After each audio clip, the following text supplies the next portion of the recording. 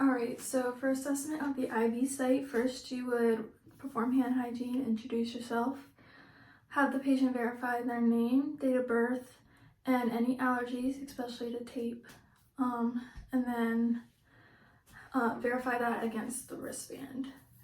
Then you would palpate the site to see if there's any pain, and if they complain of pain, that's probably a sign that the IV should be taken out. When assessing the site, you assess for infiltration, which is swelling, coolness, pallor, redness, tenderness, and pain in the arm. And if that occurs in the IV, then you would have to get it taken out and report it to the PCM. Next, you would look for phlebitis, which is when the vein is really swollen and red and there's tenderness and pain, and you would report that to the provider as well. And then the last thing you would look for is infection. With infection, it would be pussy, red, tenderness and pain, and also warm to the touch. So if all those things check out and the IV seat looks fine and the patient isn't complaining of any pain, you would then go ahead and check for patency. And with that, you would need a 3 milliliter syringe filled with 0.9 NaCl, normal saline. And then you would first clean the port for 15 seconds. And once you're done with that, you would wait for it to dry.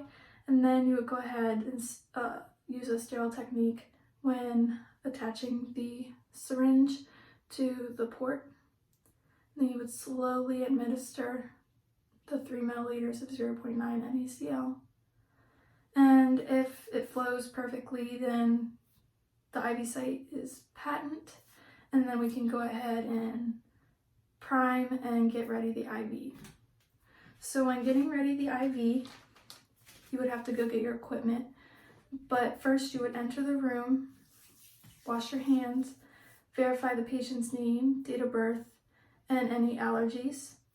Then you would explain the procedure to the patient. You're going to be administering IV fluids per the doctor's order, and we're just going to be attaching that to the IV site. And then you would go ahead and gather all your supplies. The supplies that we have is the 0.9% sodium chloride, and then a continued flow solution set. And since it's kind of hard for me to open, I have some sterile scissors here to use to open it. And then once you've got all your supplies, you would go ahead and open, using a sterile technique, your supplies.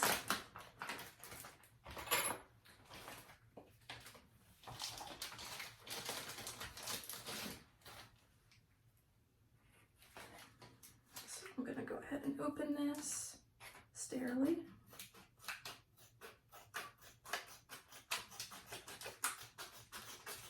And first we're going to be priming the IV.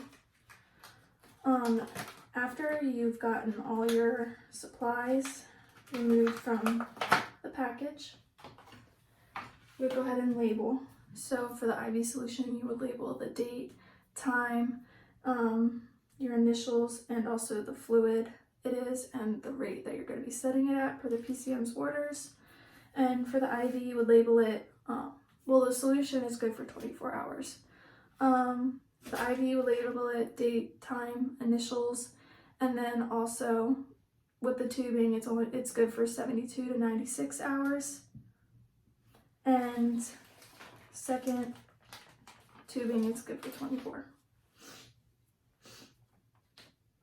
All right, once everything's labeled, we can go ahead and get started. I'm just getting ready a trash can right here for the tubing. All right. Wash hands because I touched the trash can. So first you would get, once everything was labeled, you would go ahead and clamp the IV tubing, which I'm going to get all this wrapping off of it first. Go ahead ahead and clamp it.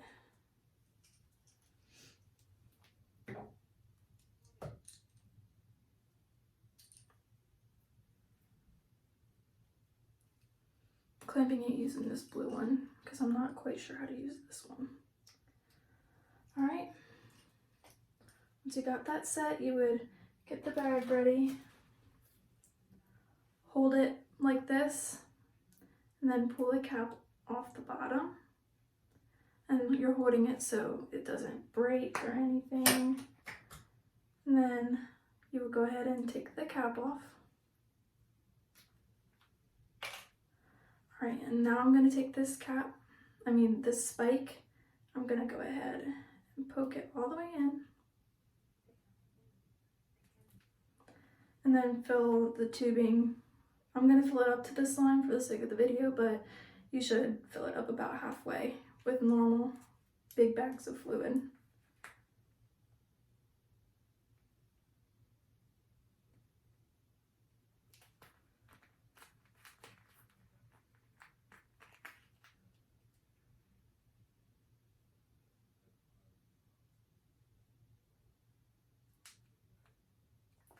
All right, fill to that line.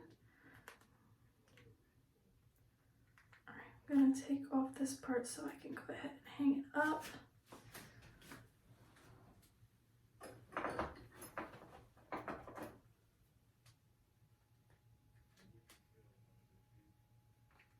And by the way, I made a little hook. I feel accomplished. All right.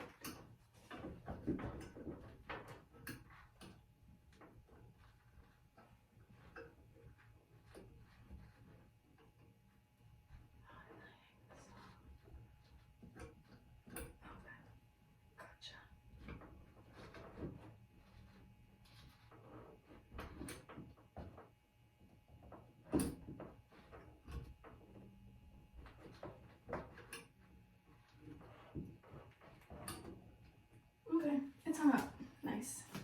All right. All right, now I'm gonna untangle the tubing and go ahead and get ready for it to be primed. Being sure not to touch any of the important areas. All right.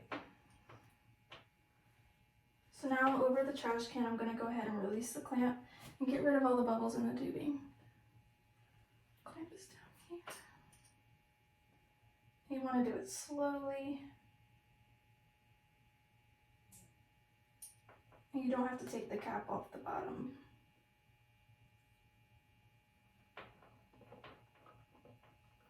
All right.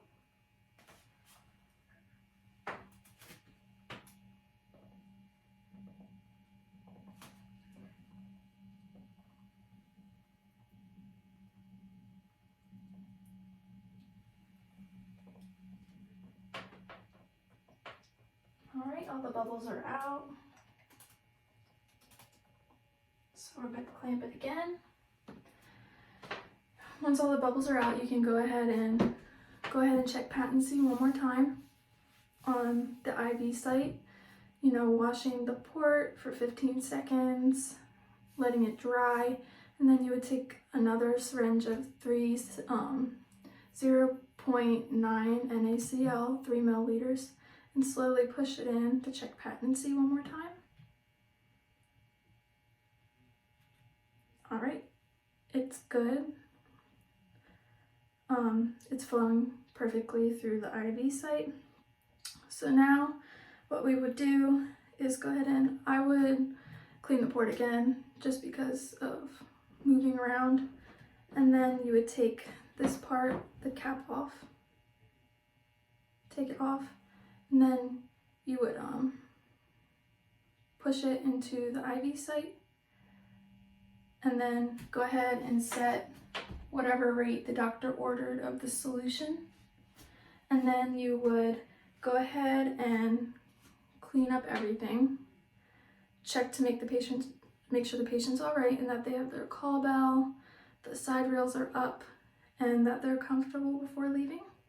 Or if they have any pain with the IV solution, which you would go ahead and talk to the doctor about. And then you would perform hand hygiene and go ahead and document everything that you did in the room. So that you prime the IV, how you prime the IV, how much solution you administered, what type of solution it is, the date and time, all that, all the stuff that you labeled on the bag and the IV, so that everybody in the hospital knows when it was put in and then know when to take it out. And that is all. Thank you.